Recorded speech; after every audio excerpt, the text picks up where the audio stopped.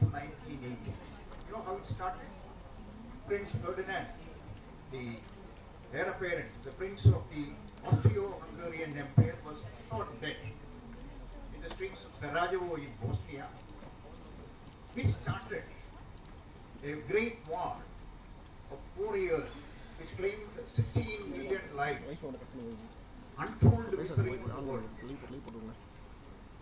Then again, that is, you know, how with a single incident, I'm trying to life explain சுத்தமாக cut ஆகிடுச்சு. நான் இவங்க net கொடுத்த net ஃபுல்லாகவே cut ஆகிட்டு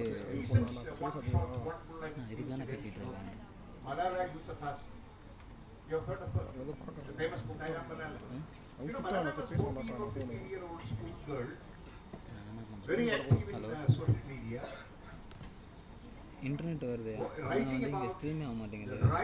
யூடியூப்பில் ஸ்டுடியோவில் கட் ஆகிடுச்சு.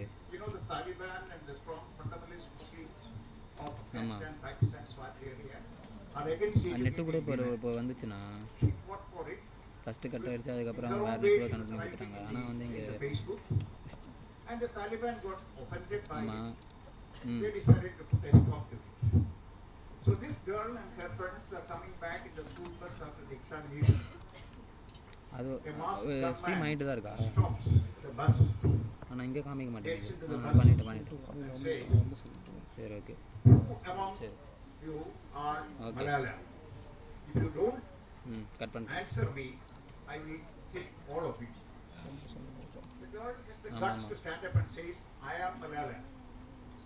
And he shoots her. The bullet gets into her brain, travels about 18 inches, lodges itself on the shoulder.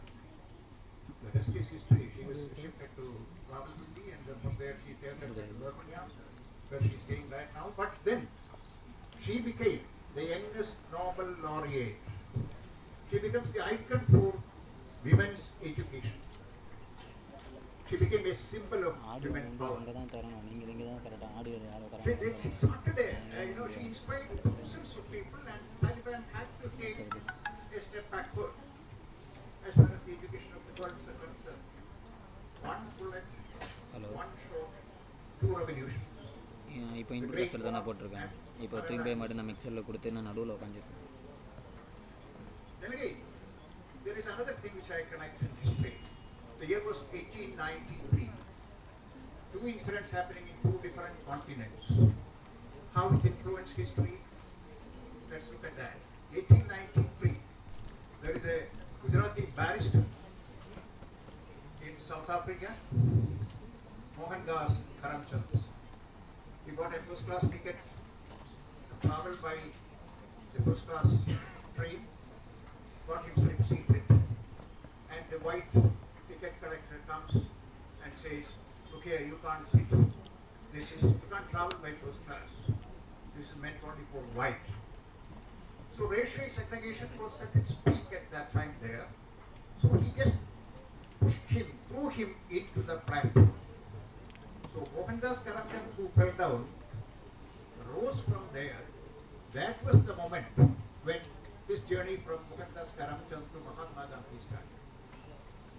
Similarly, the same year, in Montgomery, Alabama, it's a small town in Alabama. Alabama is one of the states of the United States of America. You know that prosperity of the United States is based on the blood and tears of the Negroes, of the black people.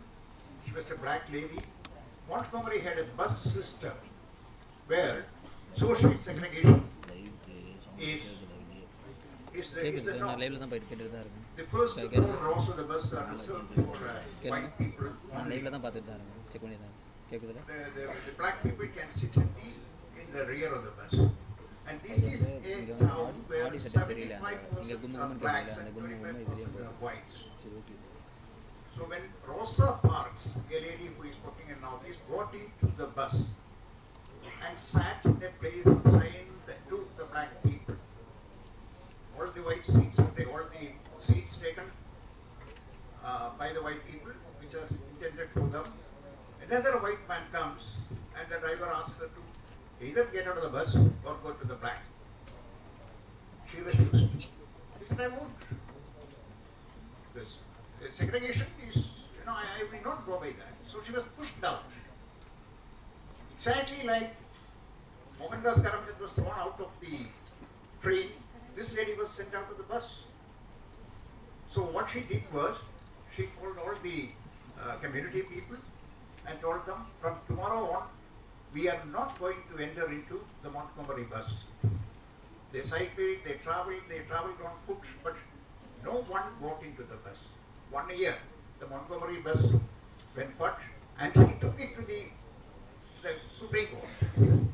And the Supreme Court finally said that the social segregation laws of Alabama are unconstitutional because Declaration of Independence says everybody is equal before the law. So two faults. One, on the platform started the social movement, and the fall of Rosa Parks outside the bus, it started the affirmation movement.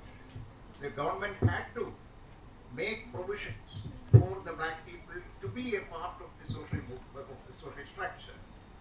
In jobs, the affirmation project started with the Rosa Parks. Now, if you go to the museum in Washington, you will see the statue of Rosa Parks with the flag saying she's a great soul and all that. So, what I'm saying is, a relatively small incident, how it sparks a big, very big, say, social movement or a revolution in social structure. Then again, I mean, I can go on giving you examples, but it will be, I will be trespassing into the time allotted to Mr. Balasubramaniam, so I think I will stop with that. Then also one more minor point. See, many of the social or moral transformation that has happened in society is a result of a sense of shame, a sense of shame, a sense of indignation at what is happening around us. See, if Abraham Lincoln, if he was not ashamed about the condition of the blacks in the United States at that time, in spite of the Declaration of Independence which says everyone is equal before the law, there would not have been the emancipation of the affirmation project. Similarly, Winston Churchill did not feel ashamed to submit to Hitler. The course of Indian, the world history would have been different. If Nelson Mandela did not feel the shame of being subjected to apartheid, South Africa would have been ruled by the white man even today, though it is a minority.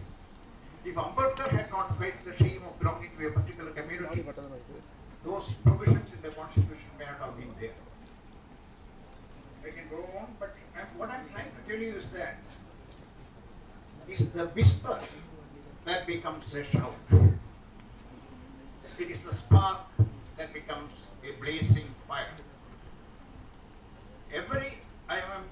I always tell this at every meeting that every institution, every movement, every social transformation action is the lengthened shadow of a single individual. One man, one person, and a movement starts. That is the butterfly movement. That's the beauty of it.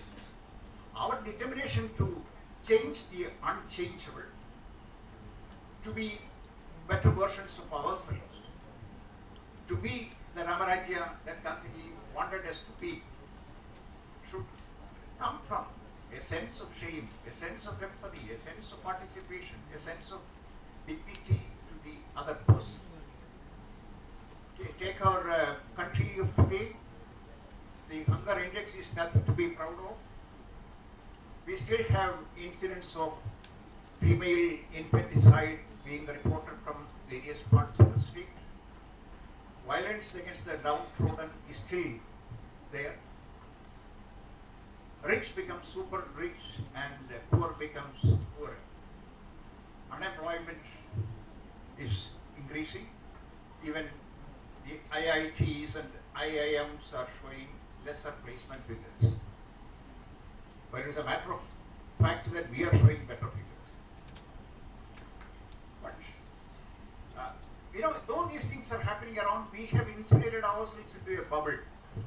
It doesn't touch us. It doesn't affect us. We are singularly minded. I, my, and mine alone. nothing happens. The other doesn't matter. There is a bubble all around us. It keeps us safe, serene, secure, aloof.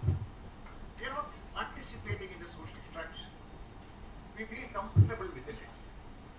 We speak the dialect of the intellect, not the language of the heart.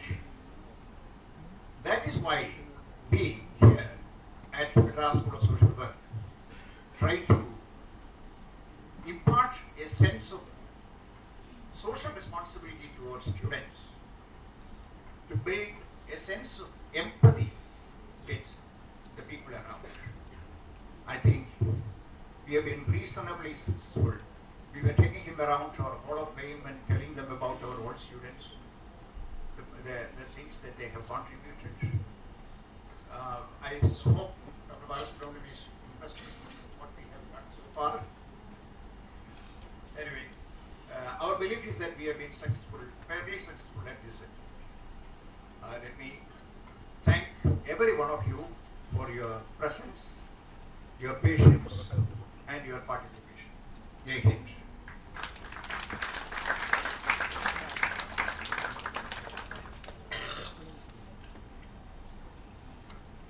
Thank you, sir, for your insightful and motivating words. I'm sure the audience would certainly keep your words about the butterfly effect and social responsibility in mind.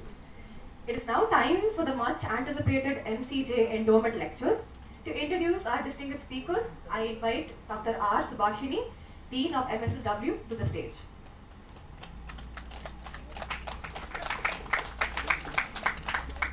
Very good morning to dignitaries on the dais and each and every one in the audience, not only here, but we have about 200 odd students upstairs in the auditorium also.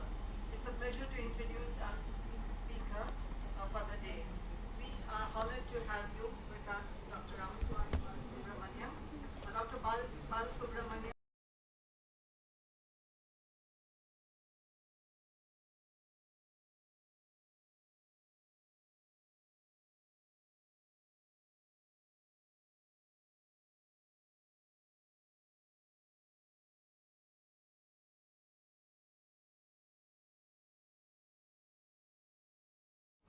Harvard University.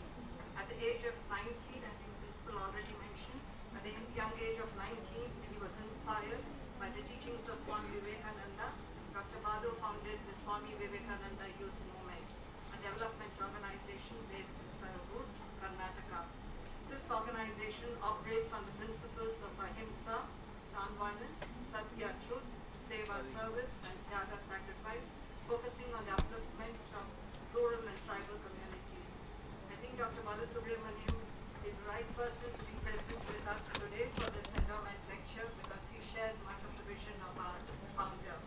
In addition to ASDYM, he established the grassroots research and advocacy movement, a public policy think tank in Mysore, aiming to bridge the gap between research and policy implementation. Dr. Balasubramaniam has held esteemed academic positions too, including serving as the Frank Rhodes Professor at Cornell University from 2012 to 2014. He has been a visiting professor at the ILR School, Cornell University, USA, and IIT Delhi, India. His literary contributions encompass several acclaimed books such as I the Citizen, Voices from the Grassroots, Leadership Lessons from Daily Life, for Daily Living, and Power Within, the Leadership Legacy of Narendra Modi.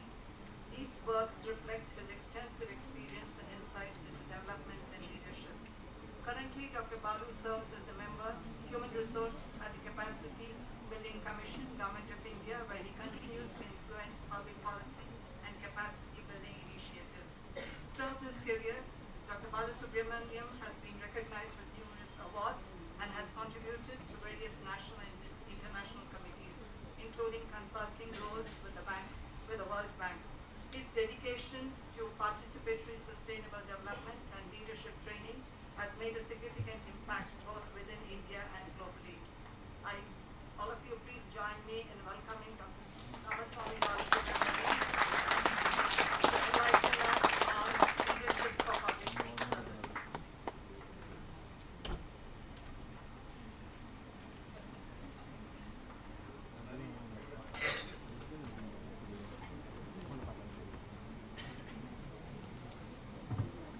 Thank you, ma'am, for that wonderful introduction. Now, let us welcome Dr.R.Balasubramaniam, Member, HR of the Capacity Building Commission, as he delivers the MCJ Endowment Lecture.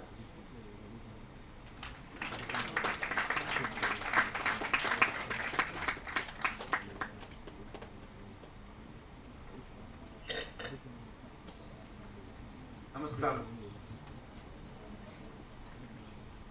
I am tempted to actually try to speak in Tamil and pretend that I know a lot of Tamil, but I will be exposed. So Tamil பேசப்போனாக்க எனக்கு தமிழ் மாதிரி கேட்கும், உங்களுக்கு எப்படி கேட்குன்னு எனக்கு தெரியாது. அது தமிழ் விட்டுட்டு இங்கிலீஷ்லேயே பேசுறது. It's a privilege. It's a true privilege for several reasons. One, 42 years ago when I started doing this work, there were a lot of people who told me I shouldn't be doing what I was doing. And I was puzzled. They said tribal development is complex. You have no idea how to work in the grassroots. I was born and brought up in Bangalore. I had not visited an Indian village at all. Till I actually went to the tragedy of Indian education. At least today we have internships, the opportunities to go and see. But growing up in Bangalore, you grow up with the passion to excel in your studies, and coming from a typical middle class family, all you want to do is medicine or engineering and find the nearest. Those days there were no tutorials. So either write the IIT as an entry point to get into the US, or your medicine, write lab, it's called lab those days, I think, I don't know what it's called today, or it is to be called ECFMG, now it's called USMLE to go to the US, and that this is the options. Beyond that, you didn't know what else to do. And so, if you studied medicine, you were supposed to practice it. And so people were confused when I went and lived in a small hut, I still remember, with indigenous tribal communities. And so, the tribal suspected, and the story those days was, I don't know how much of Kannada speaking people are here, I know you were from all over the country. The story was this fellow has failed his final year medicine. 6 months next semester, there's no point attending classes, so odd batch now, we used to call them odd batches. And after 6 months he'll go away to write the exam, then go back. Till then to spend time is not to the purpose. Then another narrative amongst the NGOs was, this fellow must be lucky to get some good FCRA funding. Possibly stay there till the funding continues, then it's all kinds of stories. But the third story which I want to really share with all of you is, this fellow does not know what he is doing. The only place where you can learn what you are doing are only 3 places in India. Other places were not even considered to be good enough to learn what I was doing. In those 3 places, that's how for the first time I heard the name of Mrs. MaryClubwalaJadhav was in the context of if you have to study, you have to go to Madras School of Social Work, or you have to go to Roshni Nilayya in Bangalore, or if you are lucky and if you pass that exam, this is your kind of exam. Otherwise, you will not learn social work, especially community development. If you want to understand communities, you have to go to MSS, Madras School of Social Work. And I decided, let me try how to come. So I came here, hoping that they will consider me serious enough that they'll admit me without their formal procedures. After all, I'm living in a forest. What more qualifications you can ask for? And I came to this, walked down. Nothing much has changed in the campus. I came inside. I don't remember whom I met. I met one of those people. That fellow laughed at me and said, "நீங்க தப்பான இடத்துக்கு வந்தீங்க, ரொம்ப கஷ்டம் இங்க உள்ள வருது." நான் வந்து உள்ள வந்தாச்சு, அட்மிஷனுக்கு வந்திருக்கேன். Then I realized 2 years of my life is too much to give. For 2 years I can as well spend in the forest. So I definitely think if I come here sensibly, it might have saved a lot of painful learning that might happen in the ground for me if I want. I don't think it's worth it. We need institutions like this. We can package tens of years of experience or so many packages here, so much experience into a programmatic approach in 2 years and give it to students so that you don't have to go through a 40-year journey to come to where I am. You may do it in 3-4 years. Looking at all your wonderful alumni, those were all legendary names for us in the space. We could, you also imagine, those internet was not there, no social media, no emailing, so you couldn't reach out to these people. You only have to hear about them in the newspapers and then you imitate what you can here and there. So I'm not even sure how many of you will consider it a great fortune to be sitting here, not listening to my talk, but studying in this wonderful institution with its own history, its own character, and its extraordinary contribution to nation building. So it's truly a privilege, and the only way you can live this privilege is actually being obligated to social change that this country is desperately seeking in a world where we as citizens of this country are fine-tuning the art of fragmenting ourselves. We reached a point where we discover new and new reasons to fragment. I think as we exhaust one after the other, we might exhaust after some time religion and caste, then we start looking at class, then we start looking at gender, then we find something called political ideology, geographical spaces. A Tamilian cannot work in Karnataka, Karnataka cannot go to Bihar, a Bihari cannot come to Mumbai. So we have constantly discovered ways of fragmenting.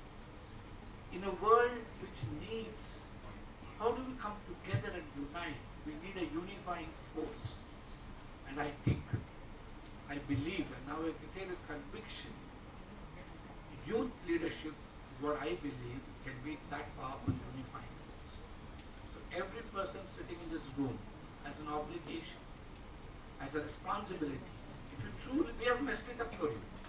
Contribution we have done is to create the problems for you. But there's also confidence in creating the problem because we know your generation is not going to pass it on. They're going to solve it. And change has already begun. I've been privileged to interact with tens of young people around the country. Now more so Endowment, where I'm increasingly confident that change is just waiting around the corner. But instead of waiting for somebody out there, the Messiah will step in, will part the ocean for us or wave his magic wand.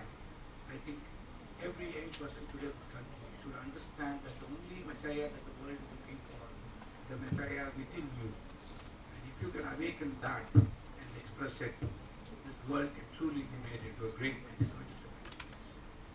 So I would like to speak and share with you what is that leadership? What is that spark that you need to bring up? What do you really need? You don't need university classrooms. You don't need great programs. You don't need master's degrees. What you need is a desire to understand and learn. The intent to be humble enough to say, I don't know. And the passion to say, I will try. And there are only three things, in my opinion, as beautifully articulated by Warren Bennis, a great leadership expert. But I think your generation should capitalize on it. And then I'll come to say what I believe we should do. I was coming back to Bennis. He said it so beautifully in one of his books. He said what the world is missing is understanding the power of ideas. And as Matthew was talking about those, that shifting point. Again, Warren Bennis calls those shifting points as crucible moments. Each of us have this crucible moment. For me, it was getting ragged in the engineering college, changed my life. Each of us have it, and some of us reflect on it and change it. It becomes a crucible moment for us. But it kickstarts something powerful. It is not a bullet and the heroine that Malala is because of standing up to the Taliban. It is an idea that came out of her head that makes her what she is today. So Warren Bennis says, first is the power of ideas. Several of us have an extraordinary power of ideas. So we are all, every day in college when we are here, we all get great ideas. Ideas of making fun of our faculty, giving them some powerful names. Actually, you must have named all your faculty. No? They'll have their own favorite names, but it's okay. They don't exist here, so don't worry. You can tell me later. So I have been named. My students love to call. They have their own logic for it, and the logic works beautifully. I had a professor, unfortunately, when it came to 8th standard, I still remember in school. My brother asked me, who's teaching physics for you? And they said the professor's actual name. And my brother said, oh, Tummunji is your physics teacher. I said, I didn't understand. I said, no, Abdul Wajid is my physics teacher. I said, no, he's called Tummunji. I said, why? Tomorrow you will know in class. And next day in class, the whole professor was sleeping and teaching physics. And now I knew why his name was that. Logic was perfect. But his physics teaching is also good. Maybe you're so afraid of looking at the students that you're closing his eyes and teaching. But teaching was flawless. So we have our own description and you are also like it. I'm not of those kind of ideas. Very innovative jokes on WhatsApp. I don't know how many of you know all these memes, what you call that? Memes, emojis, and I'm learning your language. I have a 22, 23-year-old working with me. He trains me in all this.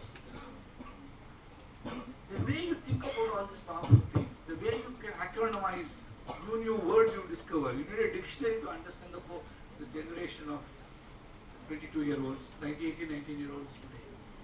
But the power of ideas that you get in capturing something and writing about it in less than 160 characters.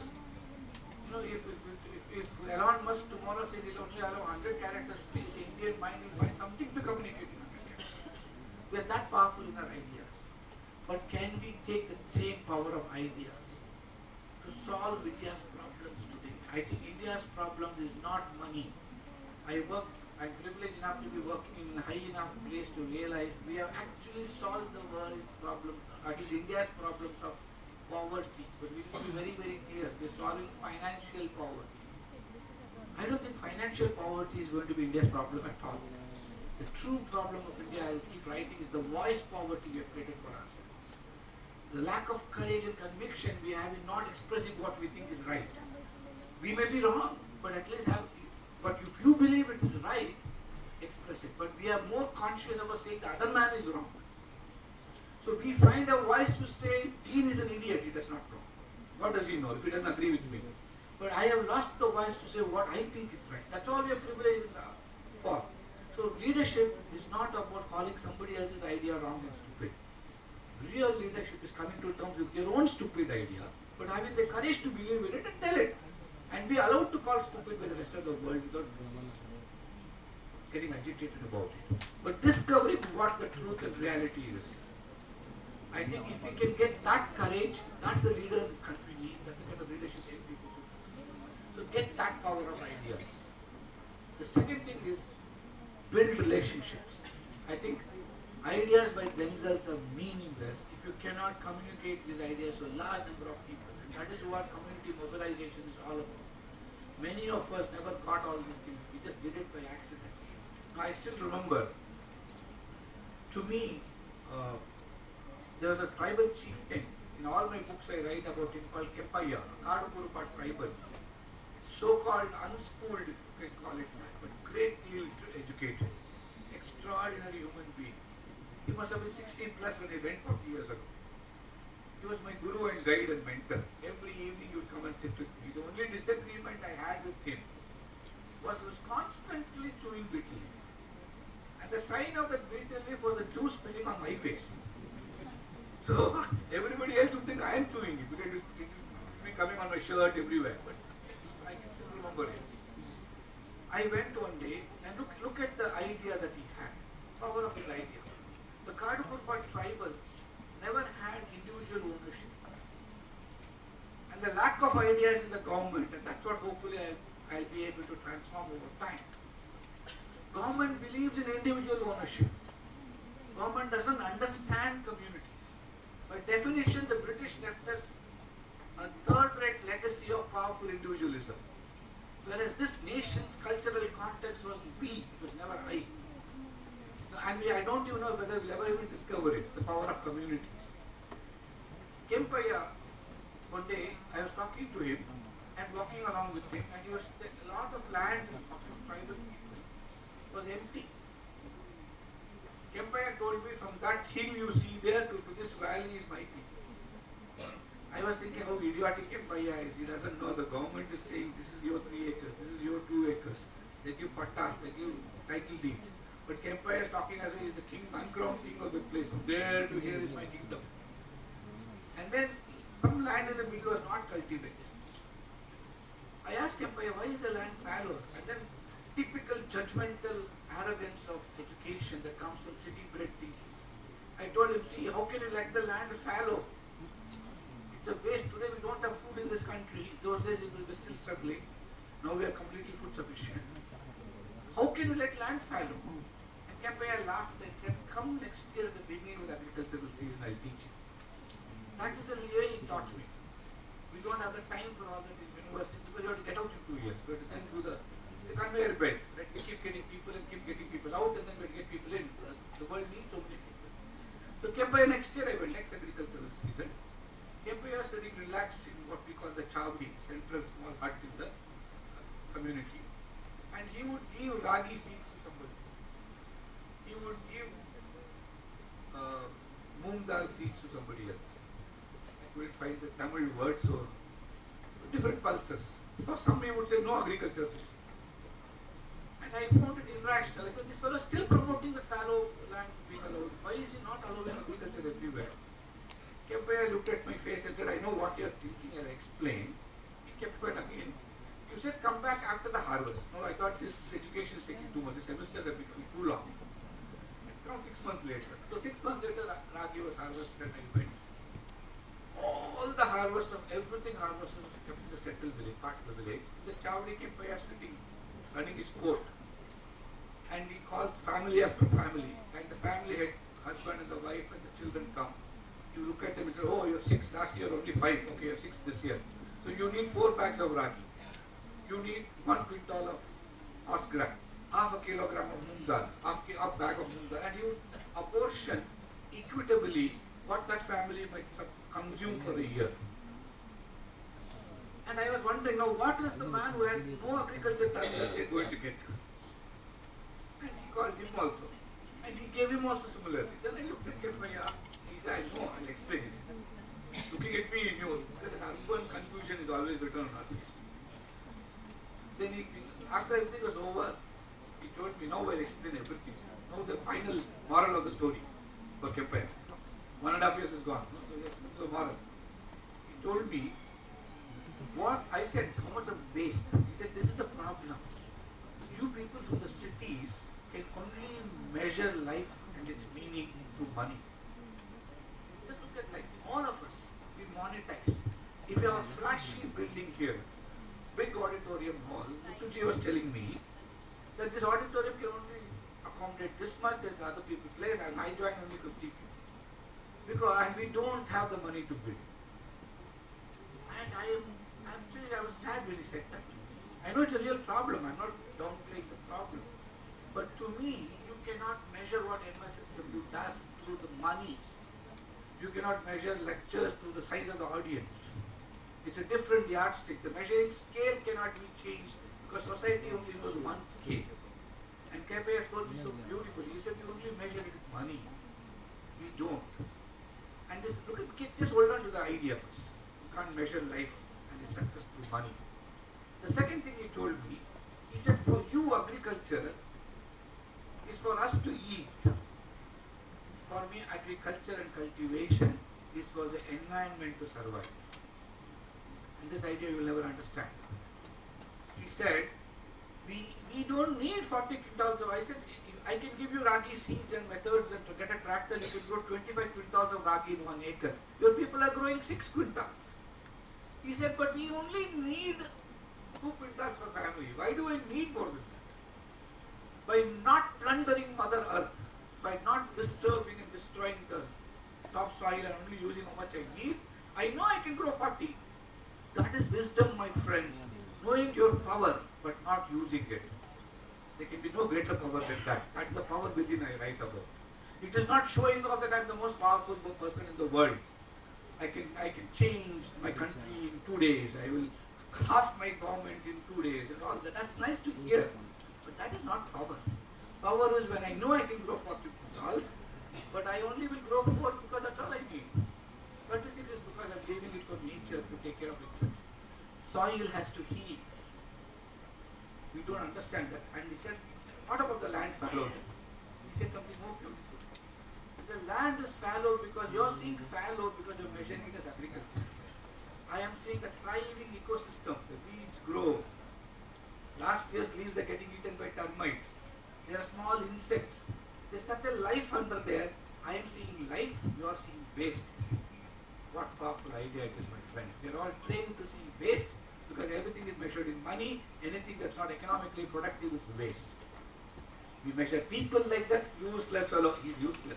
Why do you say he's useless? Because he's not employed. Or he's not in a job. Or if your degree, wasteful degree, why? MSW today, what will you get? Oh, if you get MSW from Madras School of Social Work, you may get a HR job. Community development, oh, take HR. Community CD is waste. I heard people tell me this, I'm not exaggerating, you may not think in this institution. We decide what is good based on the monetized value that the product gives us. And look at Kempaya's idea. You cannot monetize life, my friends. You can only live life. Try monetizing, I'm a doctor. Try monetizing life on a ventilator. It's funny, people don't look at survival. They look at how much it will cost me per day. That is how we are monetizing life today, to keep somebody alive. So Kempaya didn't stop there. He gave me another powerful idea. He said that Mahadeva was not worked in any land. He left, by leaving it fallow, is contributed. We measure contribution only if you're loud and doing something. Vivekananda says, can you see inaction in action? Kempaya was seeing inaction in action. But then it was practical. He said, but Mahadev went and worked in everybody's land. Because agriculture is not just family of 3 people. It's your neighbors, everybody coming in. Communitization is happening very subtly. And then Kempaya never distributed everything. He kept back something. And my mind immediately, the typical leader, he kept back something for himself. So we do that. Now we see a public service, but private gain is happening for us, quietly. And then Kempaya looked at it, I know what you're thinking. It is not that, come and see. Kempaya would keep back reserves because that would be stored in a small kitchen. The heat would keep the seeds from getting fungus on them. It would become seeds for next year. He didn't need a Monsanto or a Cargill to come and give seeds. His own seed would protect his community for next year. He would also do something. If there's a crisis in the community, somebody's earning member dies, who would go from here? So rice and ragi would go to the next to the widow or the mother. Any community festival, nobody had to contribute. It would come from their own contribution which had taken in advance. So it was always a crisis management system which Kempaya had built. Leading from public service, we have to learn from these kind of people. The power of ideas he had. Converting the ideas with relationship with the community, which builds trust. Today we don't trust our leaders. We are always suspicious. Everybody has got an agenda of his own except public agenda. And therefore we don't trust them. Kempaya lived the public agenda. And people could trust him. They never said a word when he took all the ragi and kept it in his house. Finally, my friends, ideas and relationships are incomplete. If you don't allow yourself the spirit of adventure, jump into it and try out these things. You have the privilege of being adventurous. Not because you are young alone. You have some other advantage. The dependency ratios of this country is the lowest in the world.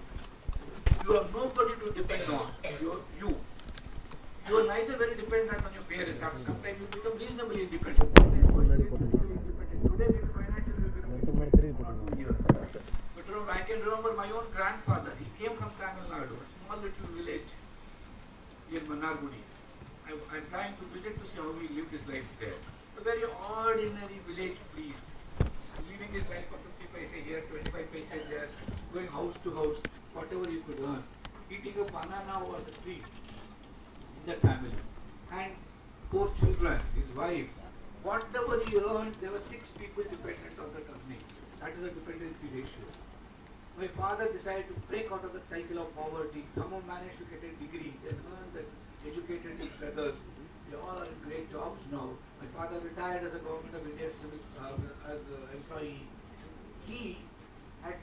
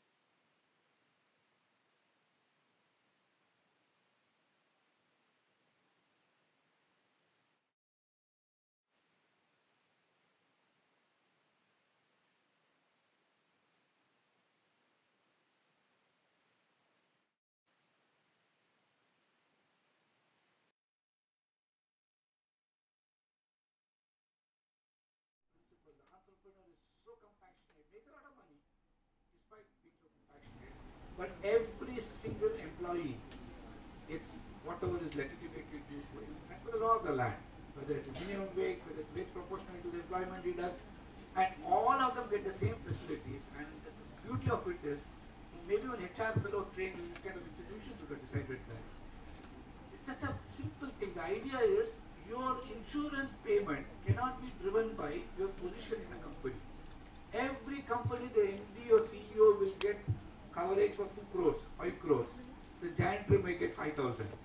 But in this company, insurance is a product of your age and what problems that age might carry. If you are 25 years and you are the CEO, you get the same insurance coverage as 25-year-old janitor.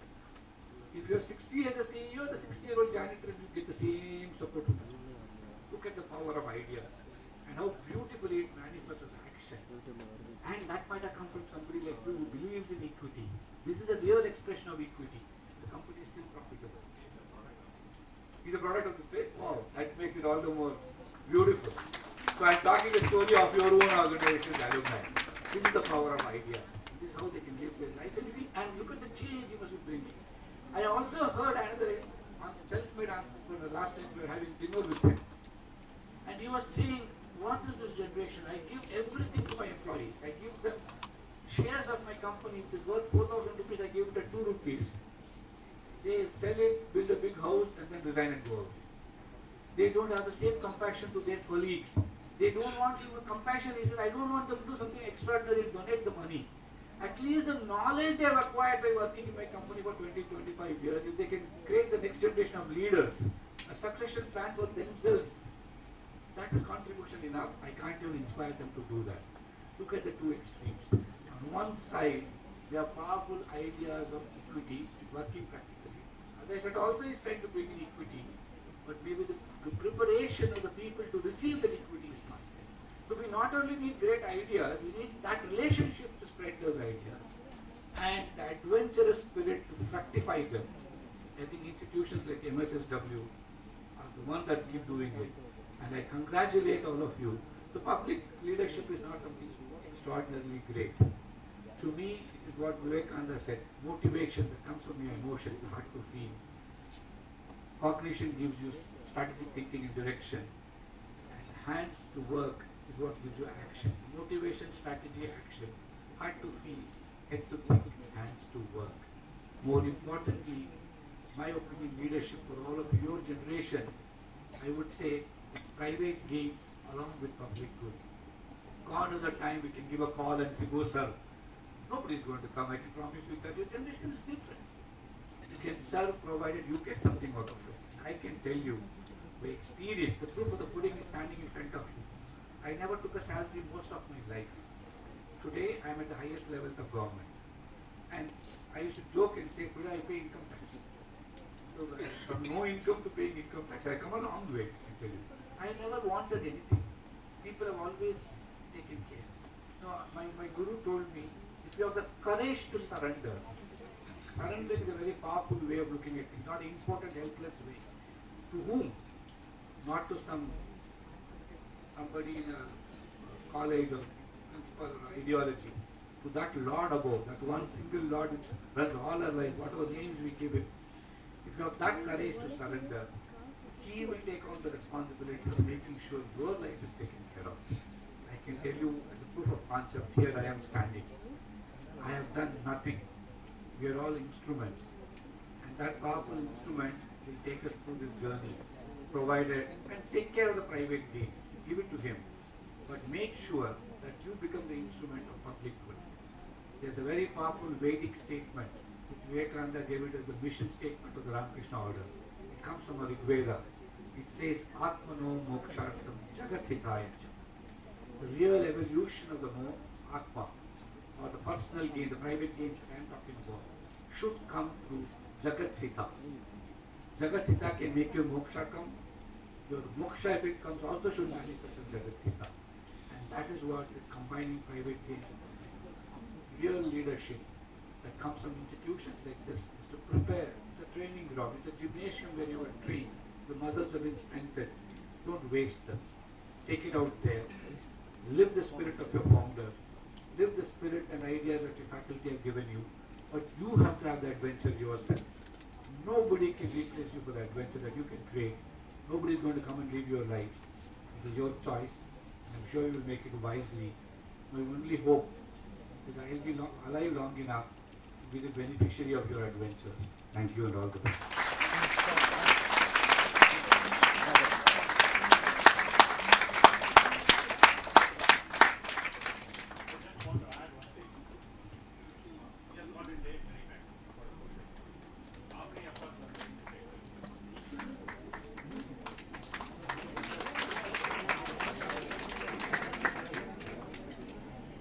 Thank you, sir, for your enlightening discourse.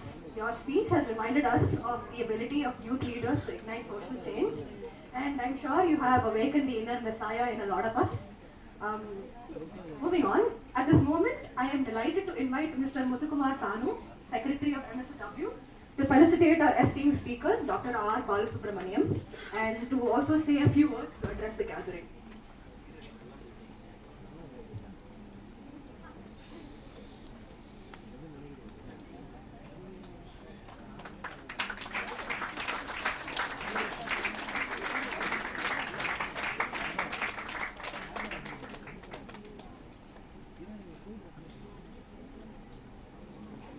Good afternoon. Good afternoon to all the young people sitting over here. I was surprised when I was called to speak. There are a few things that come to mind. Famous proverb, I think it got registered when I was in my teens, right? In one of those posters. Your smallest deed is better than the greatest of intentions. Okay? We talk about it, he was talking about the congruence of, right? Feeling, thinking, acting. Right? It is not good enough. It is not feeling something about it, not doing anything about it, not acting on it. Right? This congruence needs to be there. That's what has made his life as reality. Okay? So, as social workers, as professionals, our action needs to follow the feeling and the thoughts what we have. அதாவது முன்னால இருக்கணும்னு சொல்லிக்கிறேன். சாரோட பேச்சு எங்களுக்கு ஒரு வாழ்க்கையோட ஒரு பாடமா இருந்துச்சு. இது மனசுல மட்டும் ரொம்ப நல்லெண்ணமோ ஆழ்ந்த சிந்தனைகளோ இல்ல ஒரு உணர்ச்சிகளோ இருந்தால் மட்டும் பத்தாது. அந்த உணர்ச்சிகள் எல்லாமே காரியத்துக்கு கொண்டு வந்து நடப்புக்கு கொண்டு வந்து ஒரு அவுட்கம் சொல்லுவாங்க இல்லையா, அது வெளிப்பாடுகள் இருக்கணும். அப்பதான் நம்ம நினைத்த உணர்ச்சி எடுக்கணும், நினைத்த ஆக்கப்பூர்வமான எண்ணங்களும் நிஜமாக மாறும். அது எங்களுக்கு ஒரு பெரிய பாடம் சார் சொல்லி கொடுத்தது right. Third, he just came out and after he completed his speech, he just asked me a question. That trust that I communicate the right message. Okay? Keep this in mind, right? More than your parents or the people that whom you respect, okay, they generally speak lesser than required. Okay? If you carefully observe, but what gets left in our mind is how our mother shouted when we didn't complete the food on the plate, etc., etc. Those are incidental, right? What influences us from our parents, from our teachers, from the people that whom we respect? What is that? Their behavior. Okay? Their behavior is life's lessons. Right? There's one thing, a major takeaway for me is from the speaker, Mr. Dr.R.Balasubramaniam, is he has lived a life. Okay? He has demonstrated to all of us. Okay? Start with nothing and make a great impact for the society. The purpose to live. Okay? The purpose to live is the reiteration. It's not for money. The lessons that we learned from, if you recall, his name is Kombeya, the tribal chief. Okay? That's the kind of lesson that gets registered in our mind for time to come. Thank you very much, sir. It was a great lesson for each one of us. Thank you. Thank you.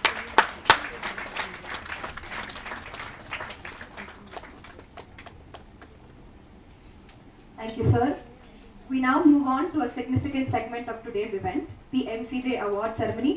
To provide insight into the establishment and significance of the MCJ Award, I invite Dr. J.S. Gunavati, Associate Professor, Department of Social Work, MSSW.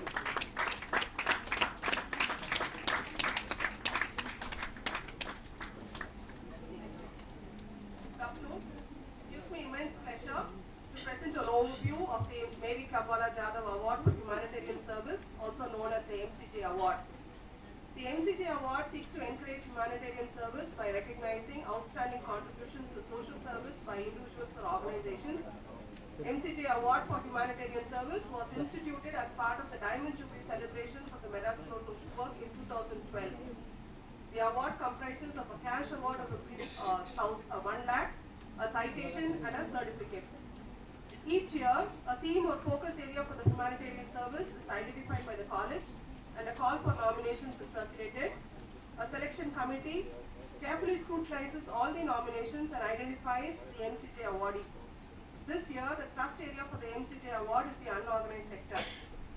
Of the number of nominations received, this year's awardee is Tamil Nadu Vidiyal Kattumanam மற்றும் அமைப்பு சாரா தொழிலாளர் சங்கம் முன்னேற்ற சங்கம். Hearty congratulations. Thank you.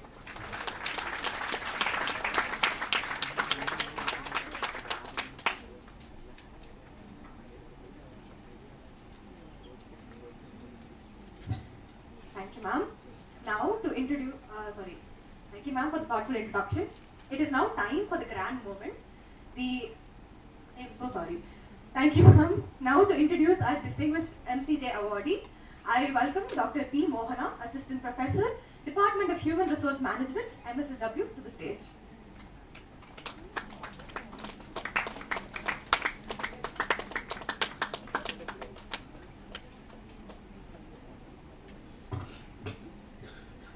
Good afternoon, ladies and gentlemen. It is our great pleasure to honor an exceptional organization which has made contribution to improve the working conditions of migrant British workers.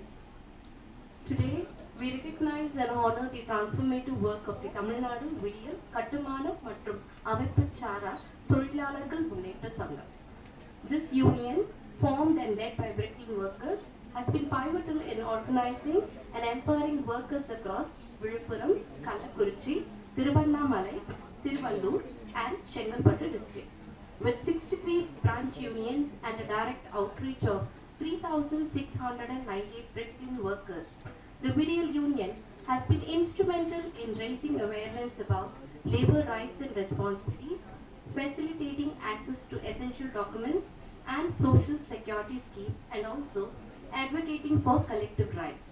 The union's exemplary leadership, Mrs. Shanti as advisory member, Mr. Narayanan as president, Mr. Govindaraj as secretary, and Mrs. Vanita as treasurer, each with over 2 decades of dedicated service, has ensured that the voice of stricken workers are heard and respected. We also extend our heartfelt recognition to Mr. P. Stephen, director of the 30-year-old NGO named Integrated Rural Community Development Society based in Tiruvallur. IRCDS contributed a crucial role in advocating for and improving the lives of British workers. As a former program consultant for the International Labour Organization from 2004 to 2011, he was instrumental in promoting decent work in Britain in Tamil Nadu. For the past 2 decades, he has been dedicated to empowering British workers and strengthening community-based organizations for persons with disability, children, women, and migrant workers. His active involvement in various district-level committees, including the district-funded Labour Vigilance Committee and the Chennai Zonal Level Committee, for the coordination of the interstate migrant workers, further underscores his commitment to fostering collaborative efforts between communities and government systems. Today, we honor both the dynamic leadership of the Vidiyal Union and the unwavering mentorship of Mr. Stephen of IRCDS for their remarkable contributions to enhance the lives, rights, and social security of British workers. Please join me in congratulating the deserving recipient of the MaryClubwalaJadhav Award for Humanitarian Service 2020. It is now time for the grand moment, the MCJ Award 2024 recipient announcement. The recipient of this prestigious award is the representative of Tamil Nadu Vidiyal Kattumanam மற்றும் அமைப்பு சாரா தொழிலாளர்கள் சங்கம். A hearty congratulations to our awardee.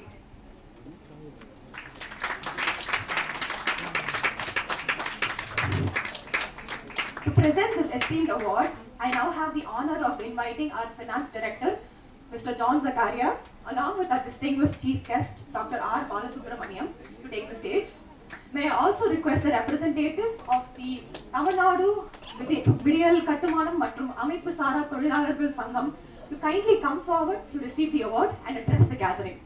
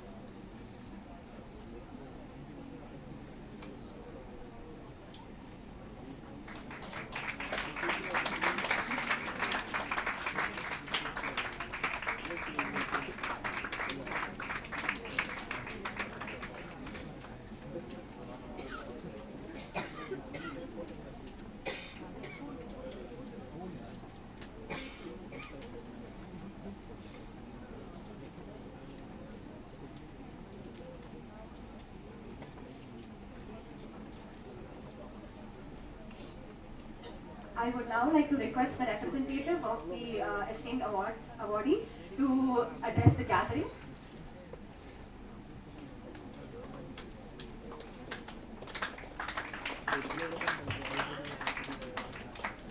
Respected eminent dignitaries, teaching faculties, and my dear students.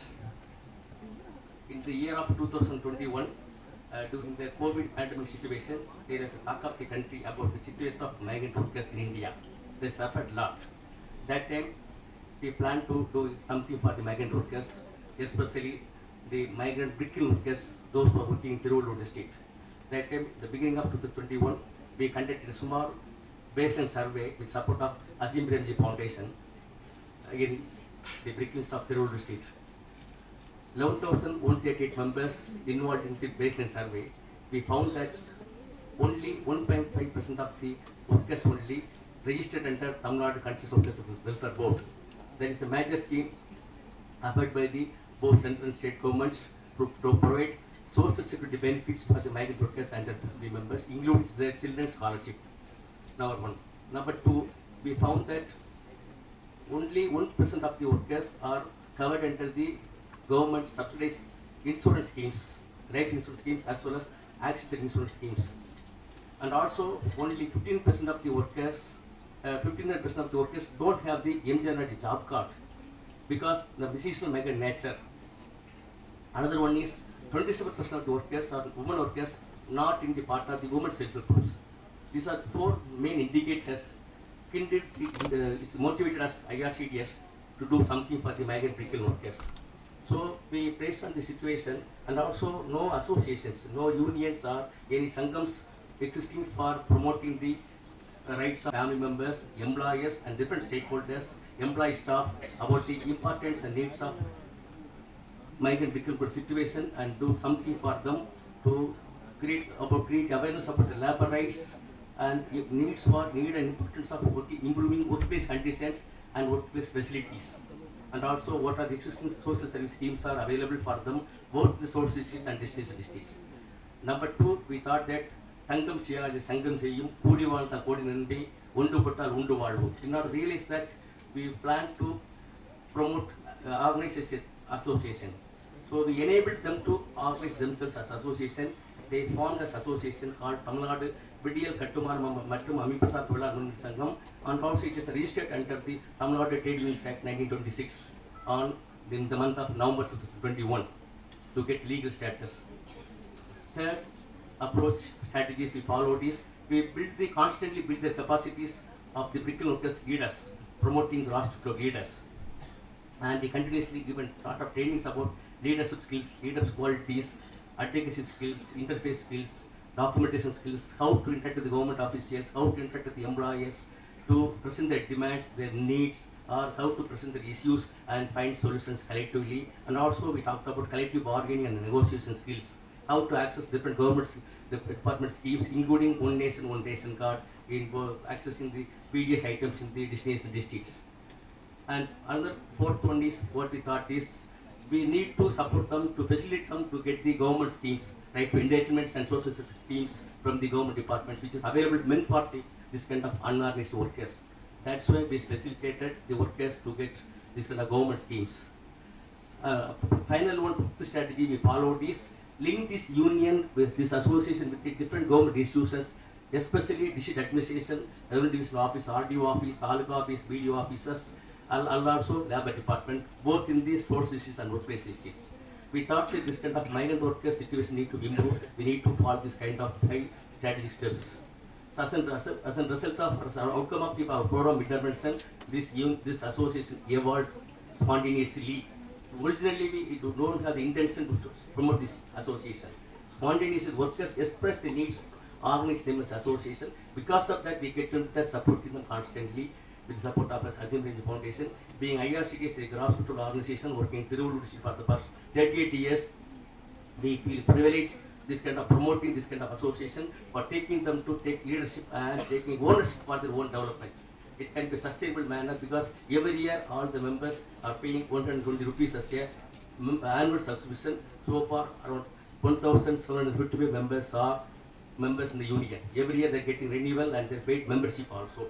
And also they are also, so as on date around 3,750 members received lot of government benefits, including Aadhaar card, ration card, the voter IDs, lot of things they access from the government scholarship benefits, death benefits from different government schemes and Tamil Nadu Consultation Board schemes. And also they are able to get confident in talking, advocating for the rights with the employees as well as the government departments. And also they are aware of the importance of the removal of or prevention of bond level system.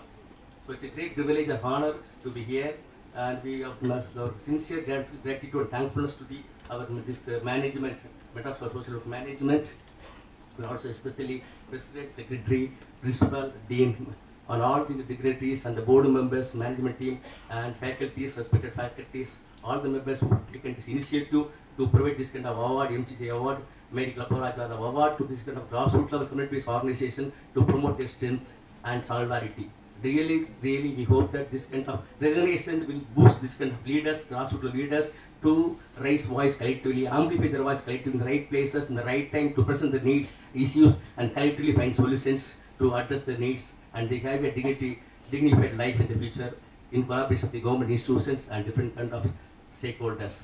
So once again, thank the jury. Sir is here. He also interviewed in the presentation by the union members. They also asked lot of questions, clarifications. Really thankful to all the board members and management team members. Recognize the grassroots union and provide this kind of honor with 1 lakh rupees check. We plan to be taking decision to deposit this 1 lakh rupees, a fixed deposit in the name of the association, and the interest will be used for the association activities. It will be like a seed money, seed grant for this union to move ahead. We are also ending 3 migrant workers facility centers in Kallapurchi district and Viluppuram district. They have planned to promote another 2 more facility centers to guide the migrant workers, irrespective of victims or any kind of workers. They can get guidance and all kind of support to apply for online government schemes, including name transfer, patta, widow pension, disability pension, whatever schemes available under social security schemes. The sources is they can apply free of cost by the union. This is kind of association support. Once again, thank you all. Thank you all. And also I thankful to Dr.R.Balasubramaniam sir. Already I visited this institution some 20 years back through NIPSEED, and also just 2 months back before I able to had an opportunity to hear his message in the Dhoni Foundation meeting in Bangalore. This is the 3rd time I meet you, sir. Very honored to be here too, and also I'm inspiring. I guess lot of inspiring words, leaderships, how to express leaderships, thinking to the community and all things. Vivekananda, so many Vivekananda words. So really very happy to be here and on getting this kind of recognition of honors for our 38 years work of IRCT. Thank you.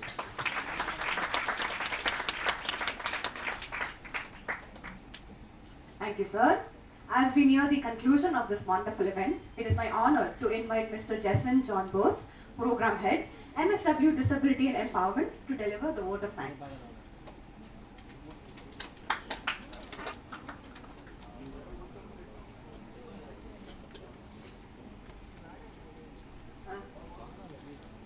We request the representative from the Clubwala Sangam to address the gathering.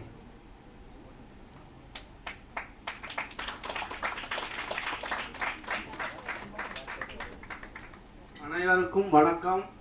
நான் இந்த விடியல் சங்கத்தின் விடியல் தொழிலாளர் மற்றும் கட்டுமான நலவாரிய முன்னேற்ற சங்கத்தின் ஒரு அமைப்பு தலைவராக இருக்கிறேன். நான் எங்களுக்கு ஐயா தான் ஒரு அந்த முன்னோடியாக இருந்து எங்கள் எல்லாருக்கும் வழிவகை நடத்தி கொடுத்து எல்லாத்தையும் செய்ய வச்சாரு. நாங்கள் அவர் மூலமாக நிறைய பயன்பெற்றிருக்கிறோம்.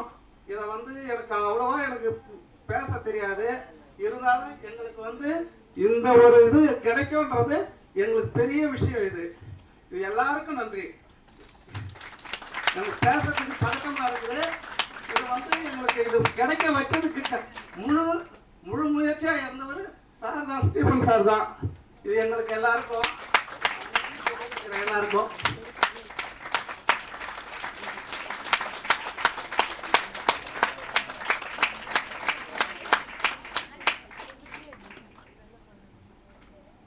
A very good afternoon, respected dignitaries, esteemed guests, faculty members, students, and our well-wishers. It is with great honor and privilege that I stand before you today to express our heartfelt gratitude at the conclusion of this prestigious 29th MCJ Endowment Lecture and Award for Humanitarian Services. I sincerely thank Dr. S. Raja Samuel, our principal, for his warm and gracious welcome address, which set the perfect tone for today's proceedings. I extend my deepest appreciation to our esteemed chairman, Mr. K.A. Matthew, IAS retired, for his insightful presidential address and for gracing this occasion with his presence and wisdom. We are immensely thankful to Mr. Muthukumar Thanu, Secretary, for his kind words of felicitation, reinforcing the significance of the gathering, and also thanks to Mr. John Zechariah, our Finance Director, for his presence.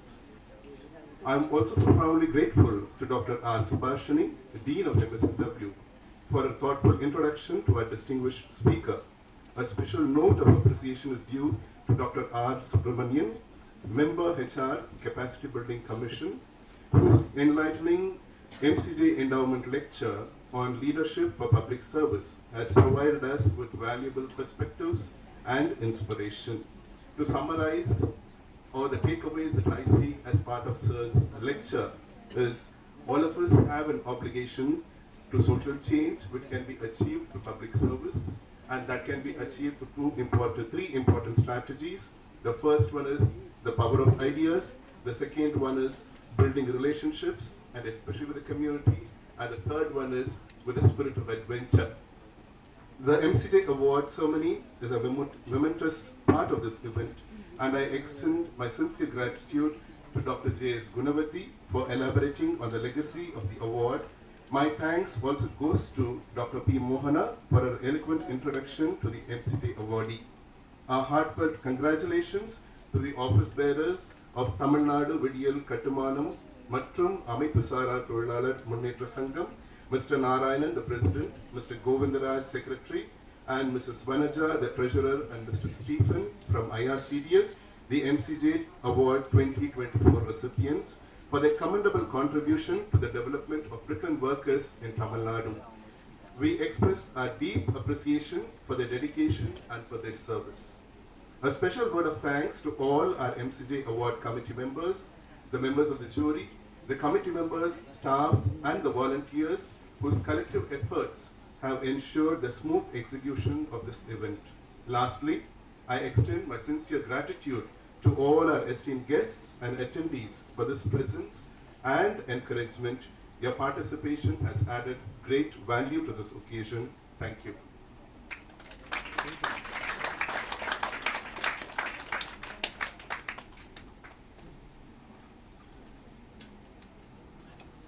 Thank you, sir. I request everybody to rise for the national anthem.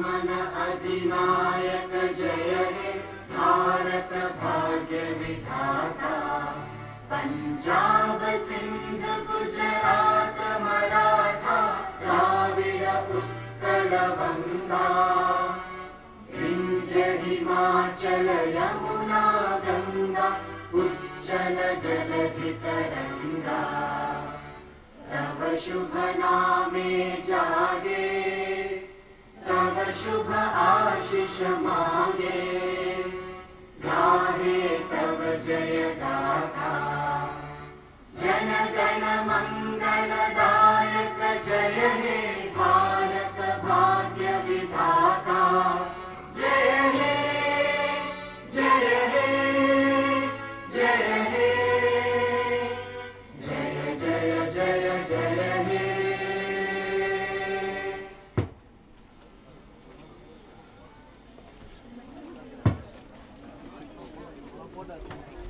With that, we conclude today's remarkable event. Thank you all for your presence and your participation. Have a wonderful day ahead. Thank you so much.